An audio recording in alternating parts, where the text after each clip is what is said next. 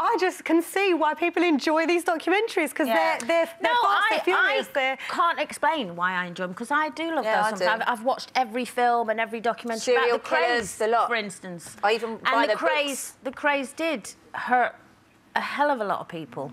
But there's something that still... I don't know. I suppose it's trying to imagine being in that mind. It's just weird why you watch it. But you met one of the Krays, didn't you? I did. I didn't know I was at the time. But about 30-odd years ago, I went for lunch with my sister and her husband, and we turned up, and there was this other lovely couple there. And she introduced me. She said, "This is Charlie Kray." And had lunch with Charlie Kray. And it was really... And he was very, very enigmatic, and he was a lovely guy. And the girl he was with was lovely. But afterwards, my sister said, "Oh, well, we're going to meet up next week if you want to come." And I said, I can't be friends with him, because I feel like I'm condoning what he did or what he was involved in, and I didn't. I never saw him again.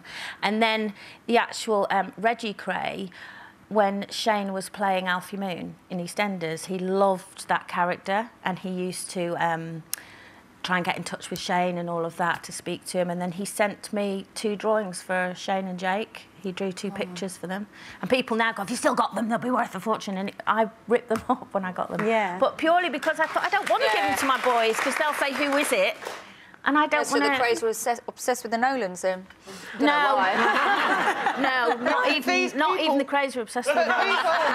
But Coleen, these people were glamorised, weren't they? Like Frankie Fraser. I remember going to the opening of a nightclub in central London, and they were, "Oh, we got Frankie Fraser as guest of honour." And I thought, Frankie Fraser was a violent man, really violent, who committed terrible crimes, and yet somehow has become a folk hero.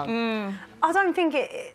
But is it wrong to want to watch these films? Because I'm actually really excited about this. And it's not because I condone their behaviour or I think, well done, you robbed a jewellery store. It's because it's fascinating. So you would have used violence if someone had cut across their path. But I watch films that maybe have violence in them as well. Is that wrong? It's not because I think violence is OK. It's because... It's a curiosity. It's a story. It's another world.